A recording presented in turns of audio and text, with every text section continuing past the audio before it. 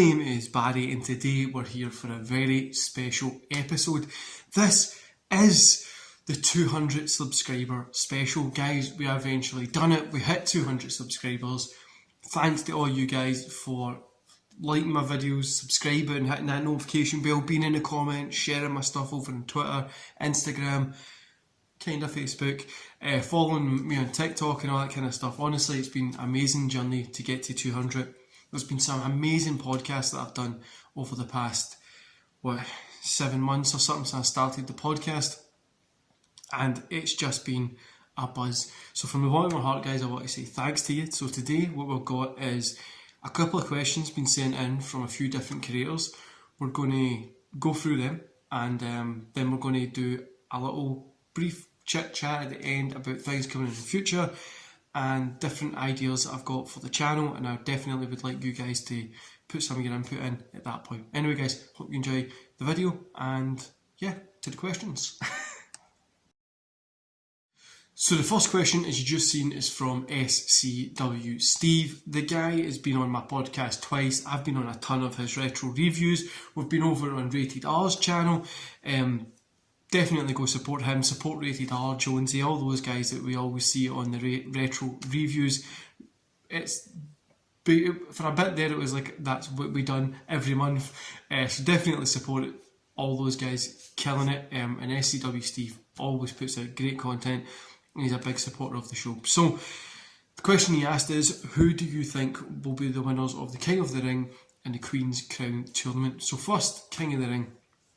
I would love to see Jeff Hardy get the win here. Now I know even in my fantasy booking content that I do, I've got Xavier Woods getting the win, which I think would be cool as well, but without the crown shit that they do. I think Jeff Hardy getting the win and using this as a platform to go after a main title or a title a little bit more up there would be pretty cool, but I could probably see somebody like Karrion Kross or somebody get the win on that one.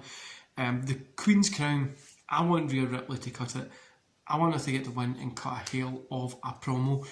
So she's got the edgy look, she's got the everything, she can be the edgy character, she could be the next Austin for the women's division. I want her to do something like that, cut a hell of a promo, saying that she's sick of her place, doesn't want to be with her almost superhero gimmick in a tag match, blah blah blah. I think that would be fucking hilarious and I would really love to see that. So thanks for your question, SCW Steve, and guys, don't forget to go support Steve and his great content. Now, another long-term supporter of the channel, Bret Wrestling Podcast. We have a couple of questions here. This guy puts out some great podcasts with wrestle buddies and stuff like that as well, so definitely go check them out. But the first question is, do you see Triple H ever getting in the ring again after his health scare? I don't see him coming back. Maybe he do a retirement match and put somebody like Damian Priest over or something like that, but I really don't see him ever getting back in the ring. I think he's finished. Unfortunately, I think it's at the point that he is kind of up there with age-wise for it, and I don't really see him coming back. Like I said, maybe he comes back and puts over Priest at a Mania or something like that. Second one from the Brit Wrestling Podcast was, do you think AEW will use Fulham's ground for their first UK show? If it's the opportunity's there, I would definitely take it. I could see them doing it, but I don't know if they would sell something as big as that out. What I would love to see AEW do, especially in places like Glasgow and stuff like that, is use the smaller arenas that they've got. So we've got like the O2 Academy, which is a small place that ICW uses for their big shows. If AEW's just doing like a house show tour and they use that, it would be insane. The buzz from it would just be such a good atmosphere in there. It always is for ICW, so I would love to see AEW do something like that. And what would be your dream match and how would you book it? There's a ton of dream matches. Austin Hogan, Bret Hart, Angle. For some reason, Taker, Adam Cole. Recently I've been like, that would be a cool match. But the one that I would love to have seen would be Sting versus Undertaker. Never ever happened, and it never will. Oh, I don't think it will ever will. It kind of books itself, doesn't it? I don't even know how you'd book this. You do it over a couple of years, just really draw it out, or even over a year.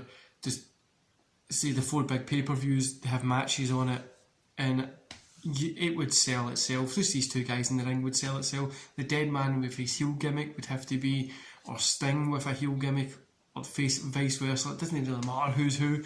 It would just be fun as hell to watch. So thanks for your questions, everyone. Beyond the Ring podcast. What a guy. Sent in a few questions if you've just seen there. So the first one is, what made you a wrestling fan? I was a huge action movie fan when I was younger.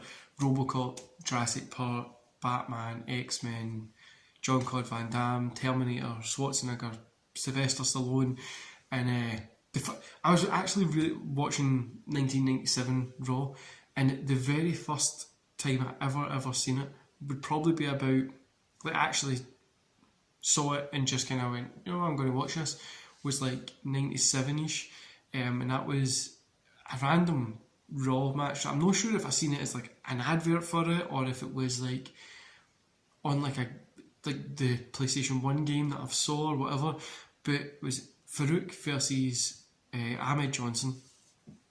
And not a great match or anything, but I just remember seeing like a 5-minute clip of it or something, and I was like, what is this? I need to see this. And then, you know, you got Taker, Sting, DX, NWO, Kane, Mankind, Cactus Jack, Triple H, Billy Gunn, Stone Cold Steve Austin, The Rock, the Hogan, the persona that was there at that point was just insane, and it made me fall in love with it ever since then. But I'd say I really got balls deep into it around about like end of 98, 99. So when I was like 7, 8, I was just, wrestling was my life, and it has always been ever since then, even though there was a weird time in my life when I tried to deny it. Your favourite rivalry, and match. My favourite rivalry of all time has to be Bret Hart Austin. It's a fantastic told story. Both guys just caning it. But rivalry is quite a hard one because there is a ton of different ones. But I'd probably say Hart, Austin, or Sting, Hogan, leading up to that Starrcade 97 match. My favourite match of all time, as you already know, is Bret Hart, Owen Hart, Steel Cage, SummerSlam 94. Best Steel Cage match of all time. If GG on Wrestling's watching this, it is the best Steel Cage match of all time.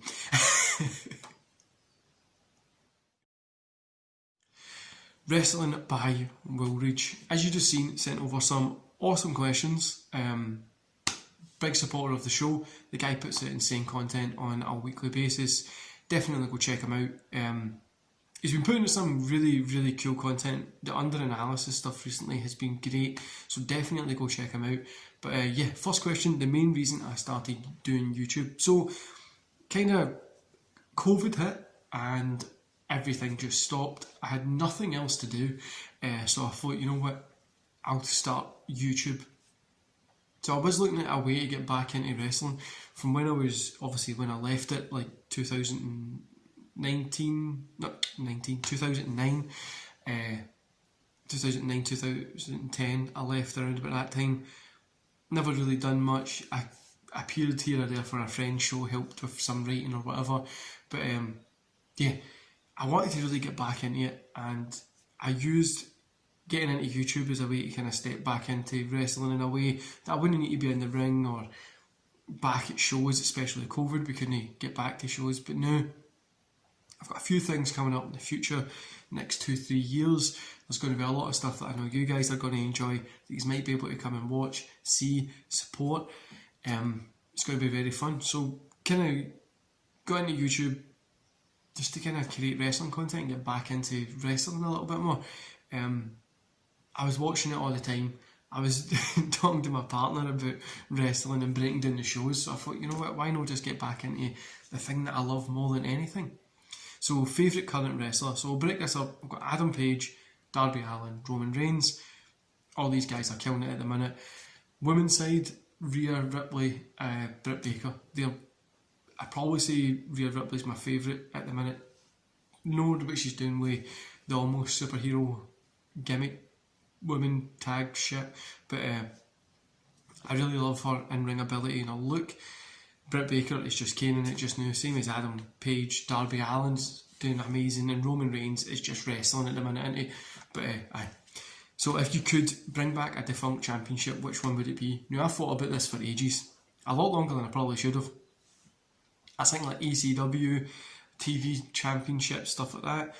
But what I ended up settling on was the European Championship. Now I would bring this back for the ladies in WWE, so bring it back for a Women's Championship. So we've not got everybody in a main event or a tag. They can have something else there to go for, especially something like Rhea Ripley just now. She isn't in the main event picture, but if you had her having the European Championships, you could have a couple of storylines. And yeah, definitely European would be the one for me. So thanks for the questions, man. Everybody go support Wrestling by Woolridge.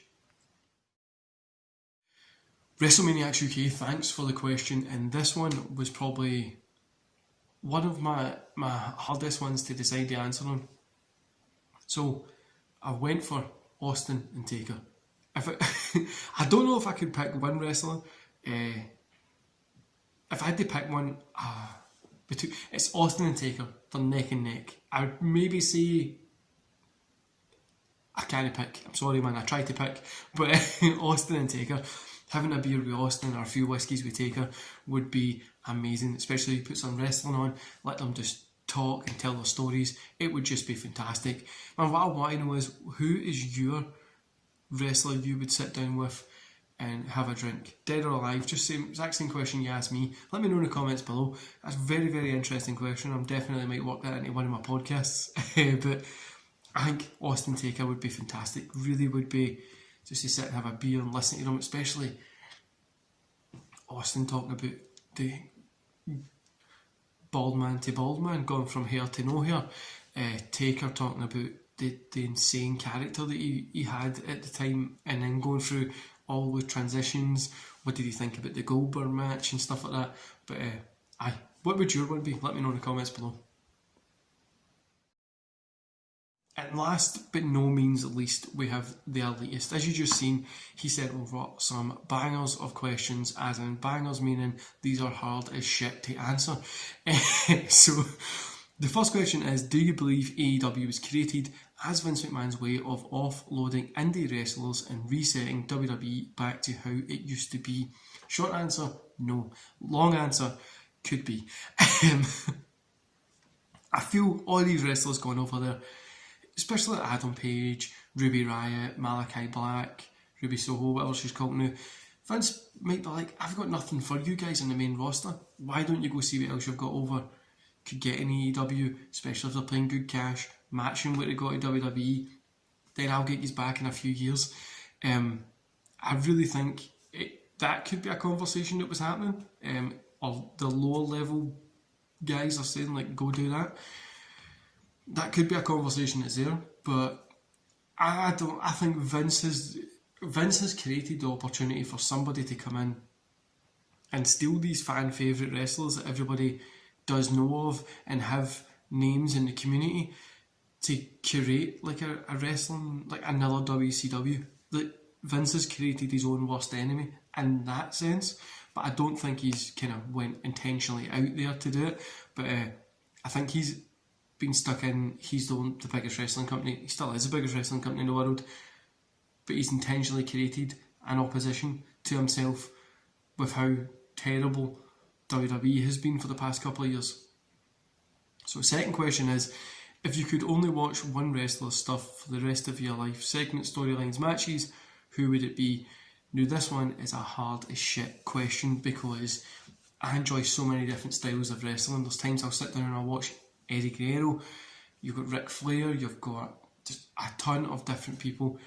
But if I could sit down and watch like Bret Hart, Sting, yeah, you can go through a ton of these guys that I would love to sit and watch. And I don't know if I could only pick one, but if I was forced to only watch one wrestler wrestle, it would be Ric Flair. He's wrestled pretty much everybody that I enjoy watching wrestle. His segments are hilarious, his storylines are good, and there's so much of his wrestling that we can watch. So it would definitely be him, especially if you added in when he was a manager, managing Triple H or in a tag team, whatever. If you added in all those kind of stuff, I'd probably say Ric Flair. We'll go for Ric Flair. I'm not changing my mind again because I've done it like 4 times so far. Final question from the elitist is, what is your advice to younger wrestling fans? Now, I've been speaking to a lot of younger wrestlers at the minute as well. One of my friends has got a training school, and we were talking to a few of them. Now, I'm going to say this for both fans and wrestlers that are just getting into it: enjoy it. It's all fun. We all know it's predicted and it's staged and this and that and storylines and all this kind of stuff, right? Just enjoy the show. It's not a serious thing. We're all here just having fun, and we're all here to enjoy it. We're all here for the same thing. We all love professional wrestling as much as we like to bitch about it. That is the truth. We love it. And we love it that much that we like to bitch about it. And some of us have harder feelings than others about things. But definitely, I would say, just enjoy it. And it's okay to believe what you believe. It's okay to have your opinion. I don't like Daniel Bryan. You can love Daniel Bryan. That's okay to have that opinion, because that's what makes us humans. We can all have difference of opinion, which some people really do forget from time to time. But that's my answer. Enjoy the ride, especially if you're a wrestler getting into it. Just enjoy the ride, because those early years are fun as hell. And if you're a fan, those early years are fun as hell as well, because all you want to do is consume as much wrestling content as possible. So it's the end of the questions, guys, and we've got a little chin wag section chat thing next. Right there. Guys, thanks for watching today's show. Thanks to everybody who sent over questions. Really appreciate your time sending these over. A lot of them were actually pretty hard to think of answers for, especially just trying to figure out these, who would you go for a drink? I got Taker Austin was two that I thought, but then I've got all these different people that were coming into my head, like Hogan, Sting, Pillman, Rick Rude, just all these guys. I'm like, I don't know, I'll just Scott Hall, Kevin Nash. I was like, you know what, I'll just go for Austin, Taker. I thought they would be cool, but Scott Hall, Kevin Nash were pretty up there, guys. So going in the future, I think I'm going to be doing a little bit more Twitch. I've got a few gaming kind of games that I always play, so I thought I would kind of just do that on Twitch and chat shit with yous. And I might do long live streams of watch-alongs for pay-per-views, retro ones and new ones as well. And like I say, it's going into the future. We've got a ton of stuff coming up that I know you guys are going to enjoy. It's going to be different stuff that you're going to be able to support. I can't let you on it just now. I'm trying to work out some things so we can kind of announce it in one go. Over the next couple of years, it's going to be pretty fun. Anyway, guys, from the bottom of my heart, thanks for supporting this show, getting me to 200 subscribers. It's been an insane journey. I've spoke to some insane people, and you've made a bald Scotsman very happy on a fine Friday in rainy Scotland. So I hope you enjoy your weekend, guys, and I'll see you back here tomorrow. See you later.